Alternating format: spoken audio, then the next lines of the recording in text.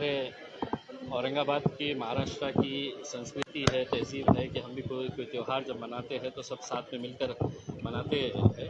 मैं आज औरंगाबाद के पुलिस कमिश्नर निखिल गुप्ता साहब से मिलने के लिए आया था और उनसे यही बात के ऊपर चर्चा की कि हमारी मदद कैसा चाहिए क्या करके आप बताइएगा कि हम किस तरह से हमारे शहर के अंदर शांतता बनी रहे, इसके लिए हम क्या प्रयास कर सकते हैं। अगर हमारी कुछ मदद लगती है तो आप हमें बताइएगा। इन मुद्दों के ऊपर चर्चा हुई है। दूसरी बात ये है कि राज ठाकरे साहब आने वाले हैं, उनकी सभा होने वाली है और मैं उनको इतना ही कहना चाहूँगा कि आप 1 तारीख के दिन आपकी सभा है आज मराठवाड़ा सांस्कृतिक मंडल के मैदान के ऊपर करीब 7:30-8 बजे आपकी ये सभा शुरू होंगी। उससे पहले अगर आप हमारे साथ अगर हम इफ्तार करें तो मेरे हिसाब से एक बहुत अच्छा संदेश जाएगा। रमज़ान एक ऐसा महीना होता है कि जहाँ पर मुसलमान साल भर 2 साल जो कोरोना की वजह से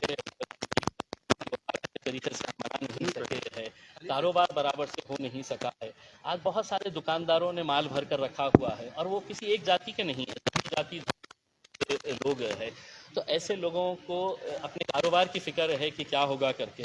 तो मैं औरंगाबाद के ज़िले की जनता को ये आश्वासन देना चाहता हूँ कि हम सभी लोग मिलकर अगर चाहे तो ये शहर की जो एक परंपरा है वो हम साथ में आगे भी उसको लेकर जा सकते हैं। ये सही बात 9% लोग जो है वो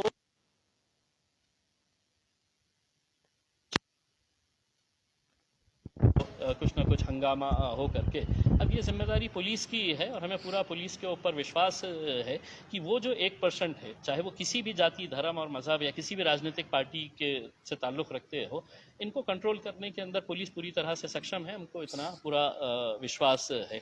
हम सिर्फ इतना कहना चाहेंगे जो सियासत करने के लिए आए हैं वो सियासत करे और जो इबादत करना चाह रहे हैं उन्हें इबादत करने दे। तुम्हाला का भीती वाटते की औरंगाबादचं वातावरण बिघडेल?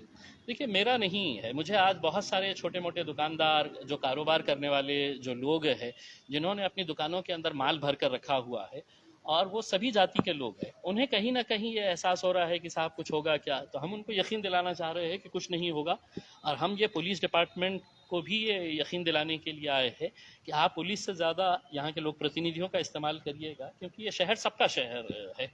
भोंगा उतरवण्याची 3 तारखेचा अल्टिमेटम आणि त्यानंतर 1 तारखेची सभा MIMची, कसं बघता या सगळ्याकडे आणि अल्टिमेटमवर तुमची प्रतिक्रिया? देखिए, इसके बारे में महाराष्ट्र के गृह मंत्री ने पूरे अच्छी तरीके से खुलासा कर दिया है। अब हम ये मुद्दा जो है, ये मुद्दा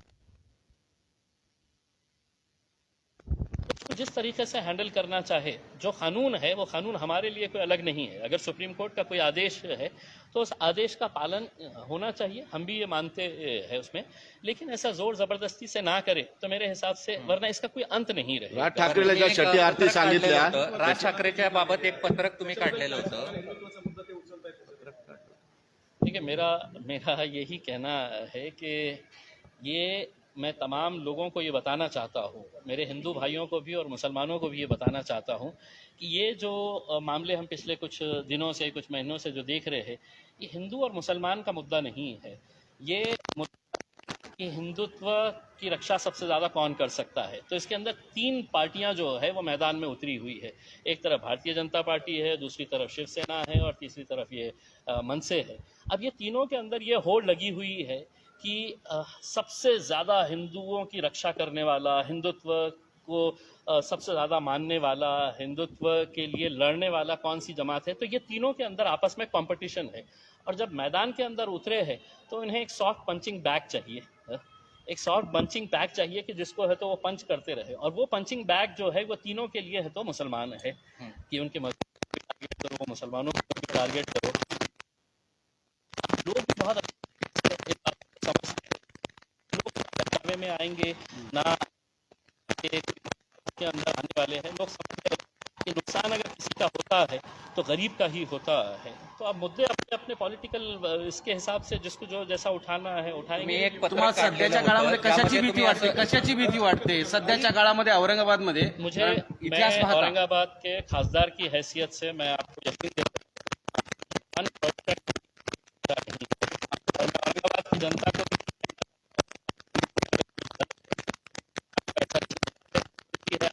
बिल्कुल वो मन से निकाल दीजिएगा। ठीक है, एक राजनीतिक पार्टी का एक लीडर है, वो आ रहा है अपना एजेंडा लेकर, अपना भाषण देने के लिए उसके अंदर, लेकिन उसको इतना संजीदगी से मत लीजिएगा कि कल के दिन हम आपस में आमने सामने हमारे बीच में कोई मनमुटाव हो जाए करके। तो कहीं पर भी कोई चिंता नहीं। हाँ, चिंता कुछ दुकानदारों को ज़रूर है, कुछ कारोबारी करने वालों को ज़रूर है कि जिनको ऐसा लगता है कि साहब 3 साल के बाद है तो मेरा धंधा अब पनप रहा है, और रमज़ान के आखिरी के जो दिन होते हैं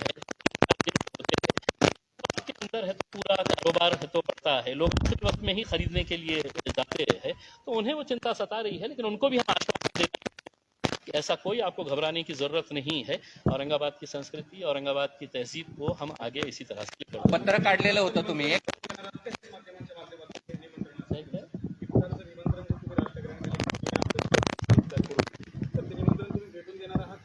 देखिए, मैं आपके ज़रिए उनको कहना चाह रहा हूँ कि हमारा मज़हब भी ये कहता है, हमारी तहजीब भी ये कहती है कि वो हमारे मेहमान हैं। अगर वो आ रहे हैं यहाँ पर तो आप सभा में जाने से पहले हमें बताइएगा कि हम सब साथ में मिलकर है, तो आप स्टेज पर जाकर आपको जो बोलना है आप बोलिएगा उसमें, लेकिन हम दुश्मन नहीं है। आपकी अलग राजनीतिक पार्टी का एजेंडा है, हमारी अलग राजनीतिक पार्टी का, दूसरों की राजनीतिक पार्टी का अपना अपना एक एजेंडा है उसके अंदर।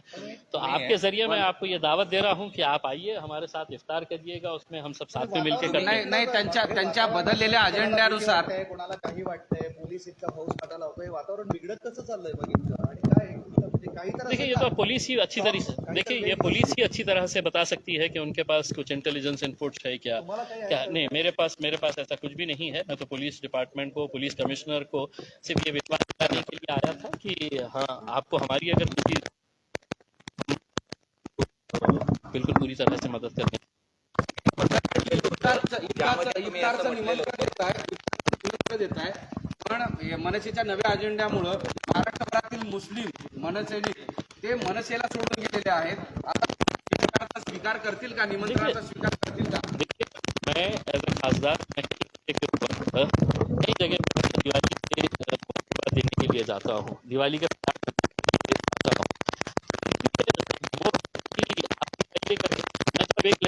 हमारे सेना के, मनसे के जितने भी लोग हैं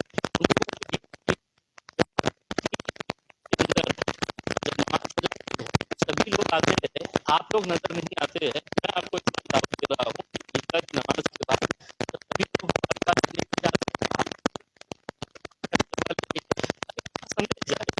एक पत्र काढलेलं होतं आणि त्यामध्ये सगळ्यांना आवाहन केलं होतं की एमआयएमच्या विरोधात तुम्ही बोलू नका, आणि आता या ठिकाणी तुमची एवढे तुम्ही शांत। मेरा यही था कि हमने सही बात है कि ये मेरे लेवल के ऊपर मैंने डिसीजन लिया था, ये चलाया तो ऐसा कोई दखल अंदाजी नहीं थी, बल्कि मैंने ही ये डिसीजन लिया था क्योंकि हम आखिर में, मेरी और आपकी, हमारी सबकी ये कोशिश होना चाहिए कि साहब कहीं ना कहीं ये मामला गड़बड़ा ना जाए, कोई गलत बात कर डाले, उसमें मीडिया किस तरह से उछालती है आपको भी मालूम है। मैंने अपने तौर पर ये डिसीजन लिया था कि महाराष्ट्र के अंदर किसी ने तो कोई बात नहीं करना औरंगाबाद प्रयोगशाळा आहे का? कारण की काही दिवसानंतर आता उद्धव ठाकरेंची देखील सभा होणार आहे, हिंदुत्वासाठी ही प्रयोगशाळा झाली आहे। देखिए साहब, पहले भी ये होता रहा है, जब भी इलेक्शंस आते हैं हर राजनीतिक पार्टी अपने अपने एजेंडा के हिसाब से मैदान के अंदर उतरती है।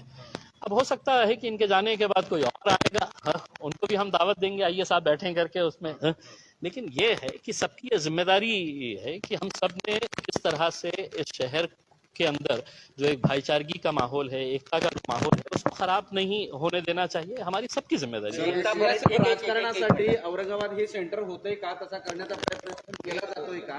कारण औरंगाबाद इथून सुरुवात करतो आहे आणि आता सुद्धा असं सांगितलं जातं की शिवसेना ज्यावेळेस 20-30 वर्षापूर्वी सुरू केली होती तिथं मनसे सुरू करताय हिंदुत्व मोठं करण्यासाठी। देखिए, किस किस की क्या क्या सोच है इसके बारे में तो मैं बता नहीं सकता हूँ, लेकिन मैं सिर्फ इतना कह सकता हूँ कि औरंगाबाद को अगर सब जने अगर टारगेट कर रहे हैं तो औरंगाबाद में आने से पहले औरंगाबाद की संस्कृति, औरंगाबाद की तहजीब और औरंगाबाद एक प्रश्न,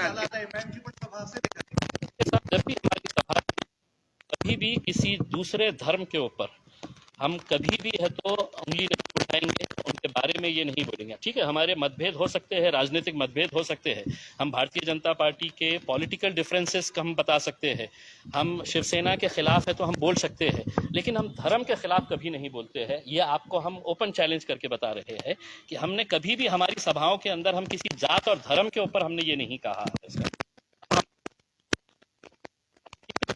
इसका इतने सालों के साथ कांग्रेस और हाईलाइट किया है, कोई गुनाह नहीं किया है हमने, जो हकीकत है हमने उसी के दोन भावांच्या आवाज कमी करण्यासाठी काही मुस्लिम संघटना आणि मुस्लिम लोकांनी सकारात्मकता दर्शवलेली आहे.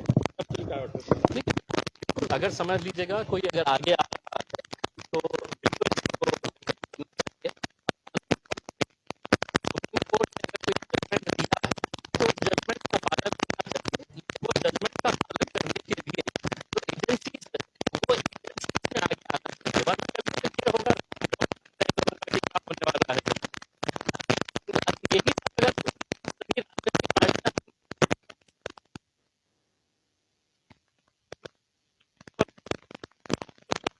एक मैसेज देते हैं कि मुझे यहाँ की पुलिस के ऊपर विश्वास नहीं है, मुझे यहाँ की न्याय प्रणाली के ऊपर विश्वास नहीं है। हमारा विश्वास है कि हम ये मैटर अच्छे तरीके से हम इसको 803 मध्ये एक आठ लावलेली आहे की आवाजाची आठ घातलेली पोलिसांनी 55 डेसिबलची निवासी ह्याच्यामध्ये आणि भोंगे काढण्याचे विषय डेसिबलवरच आहे.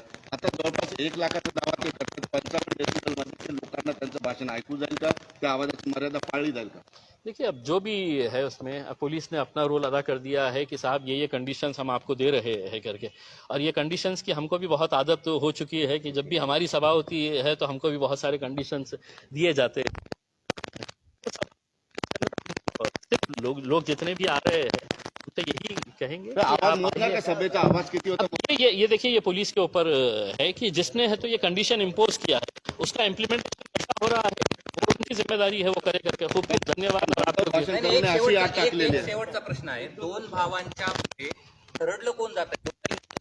श्रेष्ठ कोण हे देखिए, सांगितलं आप सवाल ही गलत कर रहे हैं। दो नहीं है इसमें, इस मैदान के अंदर 3 खिलाड़ी है, एक जनता पार्टी है और एक शिवसेना है। इनकी आपस के अंदर ये जो चल रहा है कि साहब सबसे बड़ा हिंदू मैं हूँ, सबसे बड़ा हिंदुओं की रक्षा करने वाला मैं हूँ, तो ये वो लड़ाई के अंदर इनको एक पंचिंग बैग चाहिए, इनको एक कोई तो भी एक मोहरा चाहिए जिसके साथ खेल सके, जिसको बोलकर है तो हम बड़ा बन सके है करके। तो कभी मस्जिदें उठा लो, कभी शहर के नाम के ऊपर निकाल लो, कभी जात धर्म निकाल लो, और यही करते करते ये पंचिंग बॅगची सुद्धा एक मर्यादा असते. पंचिंग बॅगला सहन करण्याची सुद्धा मर्यादा असते. तुम्ही किती दिवस सहन करणार? नहीं, हम सहन करेंगे साहब। देखिए, अगर शांति बनाए रखने के लिए अगर हमारे को बहुत कॉम्प्रोमाइज करना पड़े तो हम कर सकते हैं। बयान देने के लिए तो क्या है, मैं भी बयान दे सकता हूं साहब, और ये भी आप अच्छी तरह से जानते हैं कि आप हमारी जबान का मुकाबला नहीं कर सकते हैं करके। तो हम बयान दे सकते हैं, लेकिन हम नहीं चाहते हैं, क्योंकि हमारी प्राथमिकता जो है वो हमारा शहर है। धन्यवाद।